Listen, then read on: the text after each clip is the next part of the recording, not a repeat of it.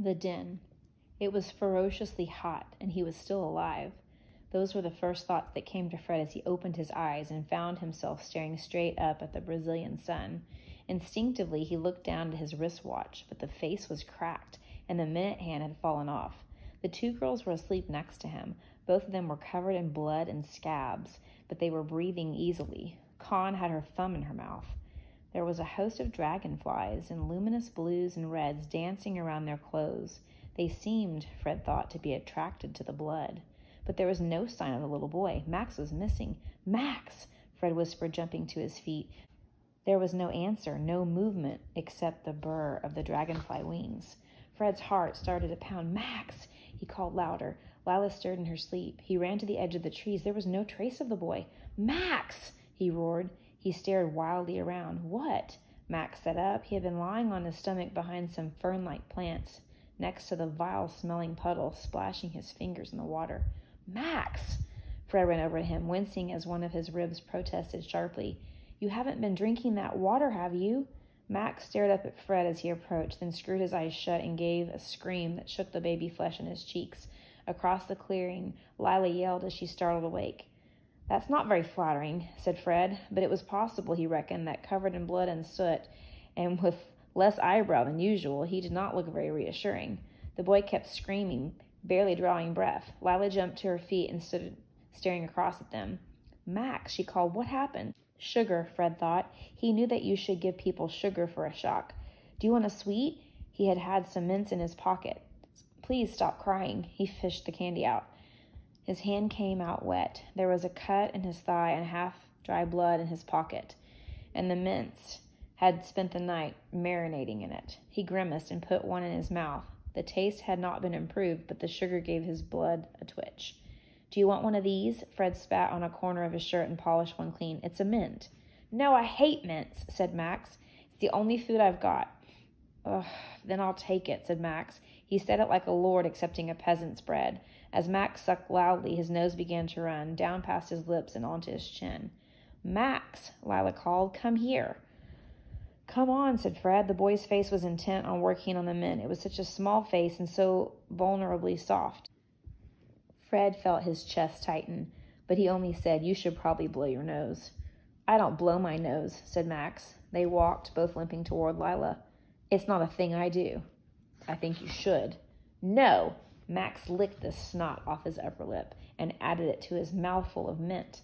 5-year-olds, Fred thought, were not easy to argue with.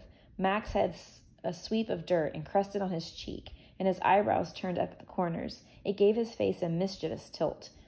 Fred hooked his finger into Max's shirt collar to steer him from thorns and piles of what looked like rabbit droppings. The ground was mossy, speckled with patches of grass and creeper. One of the trees had scarlet flowers which had fallen and red-carpeted the forest floor. Among the flowers, under the bright white sun, Lila and Con were arguing. "You! Boy, what's your name?" "Fred," called Con. "Come and tell this girl she's completely wrong." "She thinks," began Lila, flushing. "Obviously, I think we should go back and wait near the plane," said Con, "in the case they see it from the air, so they can rescue us." "It makes more sense to stay here," said Lila. She pulled her knees up to her chin and looked down as she spoke. "We just get lost trying to find our way back, and I don't think anyone will see the plane. They don't know where we crashed. They'll have to search the entire jungle. We're on our own." She fixed her eyes on a dandelion-like plant, fierce and unblinking. "We're going to have to find a way to get to Manaus ourselves." Fred looked at the girl properly. She had a scratch up the side of her narrow face and hair woven into 2 dark braids, one of which had been charred in the crash. She wore a scarlet skirt and darker red top, now stained gray-green. She looked about his age, or a little younger. Con glared. "That's crazy. We need to stay near the plane and wait to be rescued. My family will have sent dozens of planes to search for us by now. 100 planes, probably." "But," Lila said, "where we crashed is burnt by the fire. Half the trees are charcoal, and so there'll be no animals." "We don't need animal friends," said Con. "This isn't a fairy tale." "For us to eat," finished Lila. "And back there's—" "What?" said Con. "There's the pilot."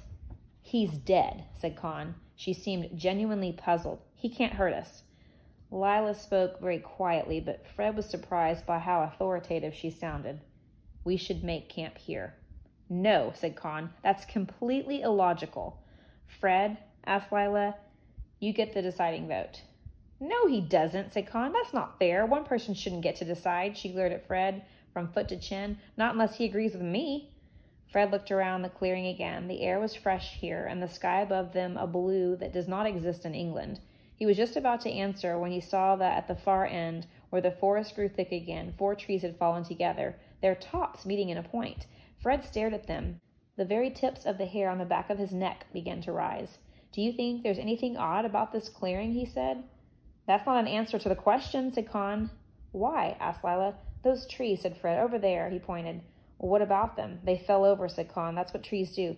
But they don't look like they fell to me, said Fred. He ran across the clearing. A sense of something strange was rising up in him, and his curiosity pushed aside his fear. The largest of the trees was immense. Its trunk was as thick and tall as the column in Trafalgar Square. 3 smaller trees leaned against the thicker one. Each had grown up a few feet from the next in a rough square, and their branches were entwined and darkened by green creepers. Leave it alone, Fred, said Con. Stay in the open.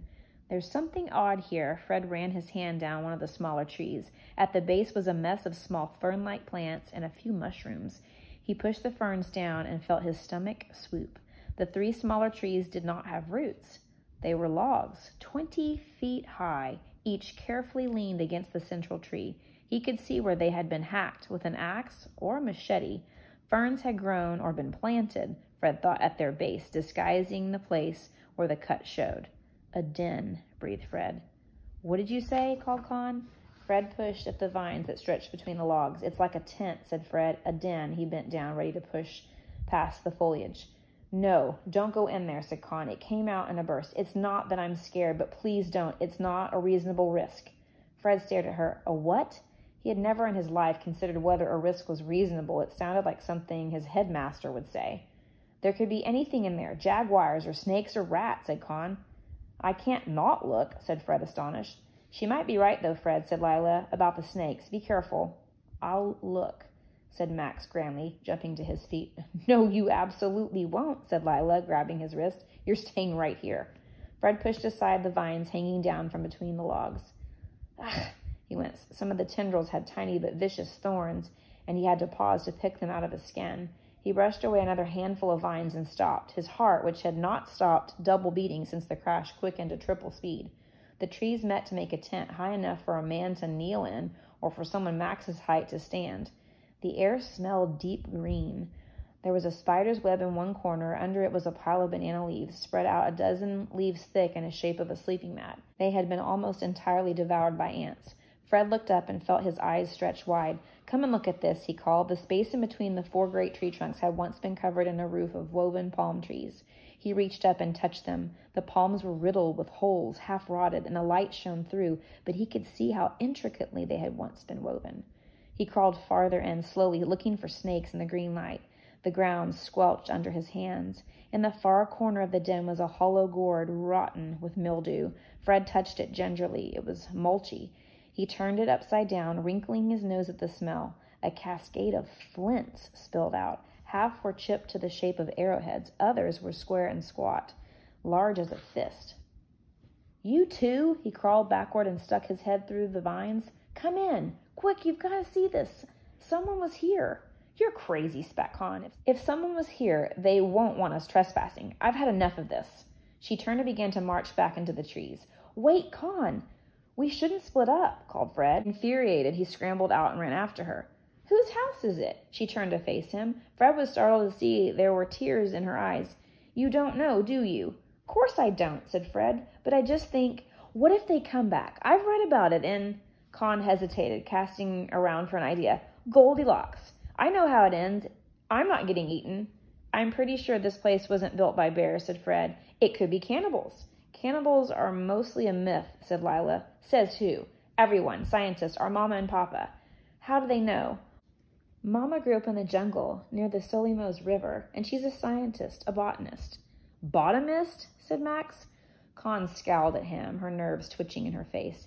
You overrate the wit of the word bottom. Lila put a protective arm around Max and went on as if she hadn't been interrupted. And our papa's English, and he studies the plants of the jungle for medicine. And our grandmother was a scientist assistant. We were supposed to be going to visit her in England. We were going to get the boat from Manaus. She wanted to meet us before she died. She wanted to see what Max was like. Con snorted. Perhaps it's just as well we crashed. Lila ignored that. Listen, whoever lives here, if they come back, might be able to take us to Manaus. Or they could eat us for dinner, said Con. She looked from Lila to Fred, angry and bewildered. Just come inside, said Fred. You'll see. Nobody's been here for ages. Grudgingly, very slowly, Con turned around. She bent and edged into the shelter. Lila and Max followed. Fred pulled at the rotten leaves lining the roof. We could weave fresh leaves for the ceiling, he said, and make new beds. Then it would smell less like a sock. He began gathering armfuls of half-decomposed foliage and pushing it outside. Underneath, the earth was soft and dusty. It smelled of 1,000 warm days layered one over the other. Lila brought in an armful of leaves, each as big as a pillowcase. She began to lay them for beds. And we could hang some extra vines over the front of the den, said Fred, so nothing can see in. Con crouched in the shelter with her arms crossed. Who died and made you king? She asked. Nobody. Fred turned, startled. He could feel himself flushing red hot. But if we're going to sleep here, we might as well make it waterproof. I'm not sleeping here, said Con. Someone could come back here any second. But they won't, said Fred. Did you see those flints? Yes. They're covered in moss, he said. So they're dirty. Fine. How is that supposed to be reassuring, said Con. He means they're old, said Lila. It's deserted.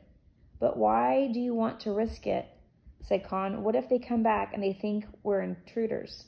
Or what if they're never coming back and they've left behind this shelter, said Lila. Her voice was not loud, but it was strong. If someone was here, that means someone else thought it was a good place to rest. It means it's safe.